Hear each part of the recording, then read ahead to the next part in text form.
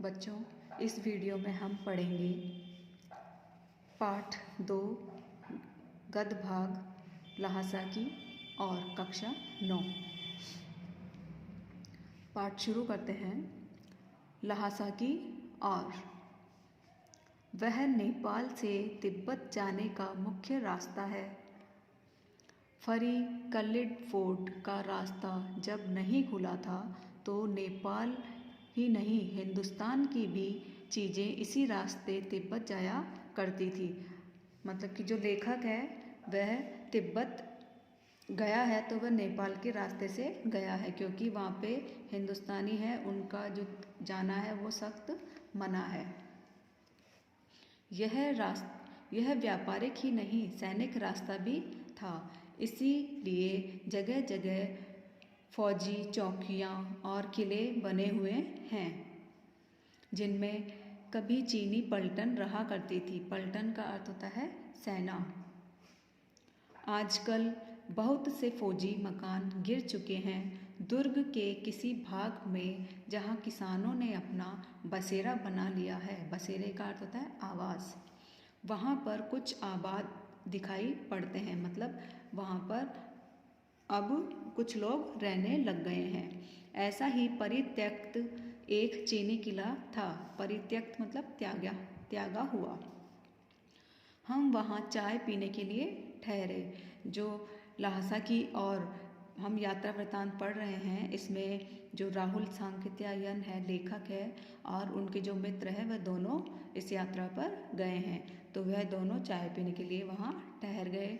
तिब्बत में यात्रियों के लिए बहुत सी तकलीफ़ें भी हैं। तकलीफ़ का अर्थ होता है परेशानी, और कुछ आराम की बातें भी।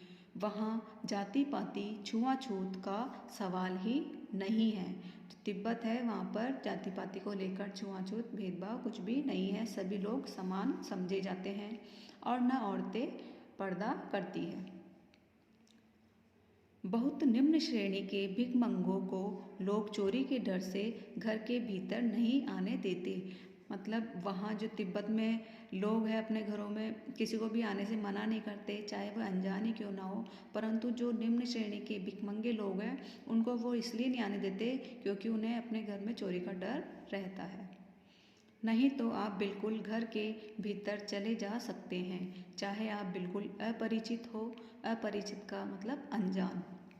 तब भी घर की बहू या सासू को अपनी झोली में से चाय दे सकते हैं। मतलब कि आप जब वहाँ घूमने जाओ तो अपना जो भी सामान लेके जाओ तो वहाँ आप बनाने के लिए दे सकते हो। वह आपके लिए उसे पका देगी। मक्खन और सोडा नमक दे दीजिए। वह चाय चौड़ी में कूटकर उसे दूध वाली चाय के रंग की बना के मिट्टी के टोंटीदार बर्तन खोटी में रख के आपको दे देगी। मतलब कि आप जो भी खाद्य सामग्री लेके जाओगे वहाँ की स्त्रियों को अगर बनाने को दोगे तो वो बना देगी। यदि बैठक की जगह चूल्हे से दूर है और आपको डर है कि सारा मक्खन आपकी चाय में नहीं पड़ेगा, तो आप खुद जाकर चौड़ी में चाय मथ कर ला सकते हैं। चाय का रंग तैयार हो जाने पर फिर नमक मक्खन डालने की ज़रूरत होती है।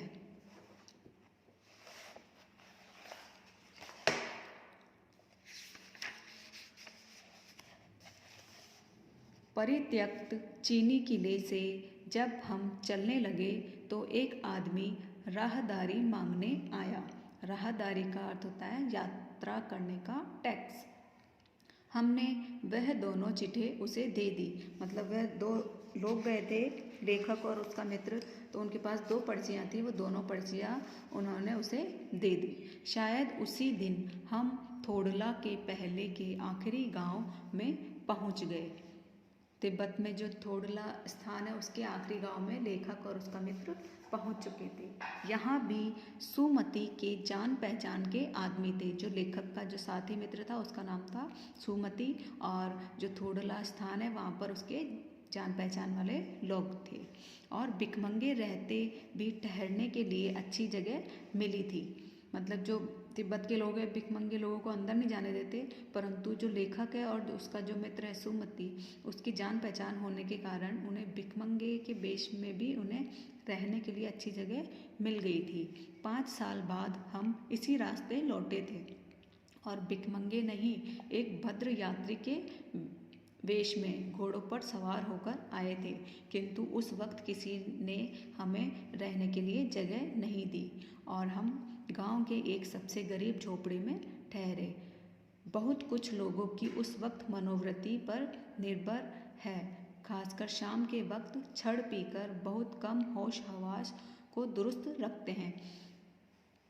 जो लेखक है वह अपने मित्र के साथ जब पहली बार गया था तो उसके जो जानकार है उन्होंने उन्हें रहने के लिए जगह दी थी, परंतु 5 वर्ष बाद जब वह वापस से उसी जगह गया तो माहौल बदल गया था।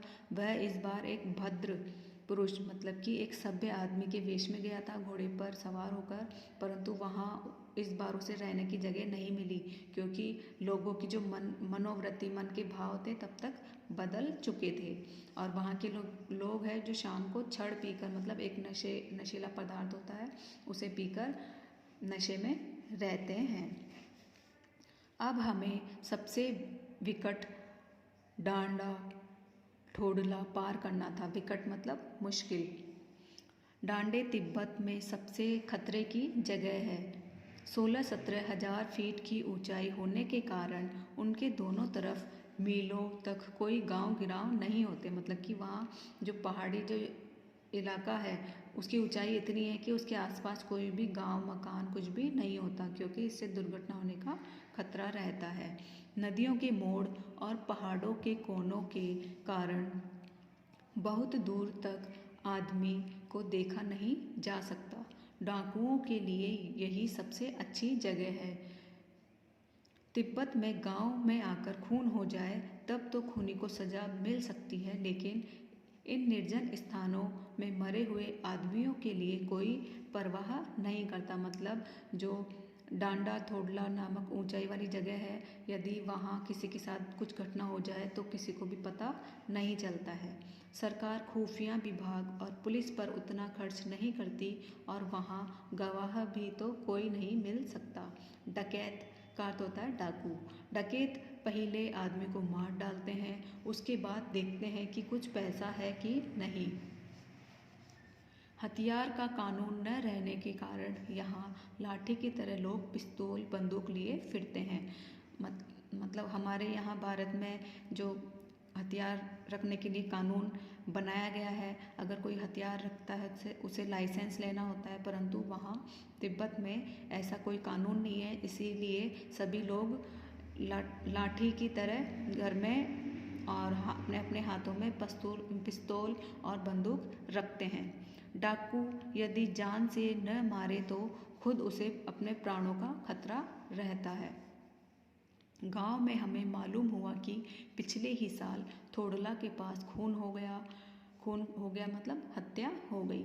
शायद खून की हम उतनी परवाह नहीं करते क्योंकि हम भिखमंगे थे और जहाँ कहीं वैसी सूरत देखते टोपी उतार जीभ निकाल कुची कुची का अर्थ होता है दया दया 1 पैसा कहकर भीख मांगने लगते। जो लेखक और उसका मित्र है वहाँ भिखमंगे के वेश में गए थे और जब वो आगे बढ़ते गए तो उन्हें वहाँ जो रास्ते में अगर कुछ खतरा महसूस होता तो वो भिखमंगे की जैसे करने लगते। लेकिन पहाड़ की ऊंचाई चढ़ाई थी, पीठ पर सामान लादकर कैसे चलते और आगे पड़ाव 16-17 मील से कम न था। मतलब कि आगे का जो रास्ता था वह 16-17 मील से कम नहीं था।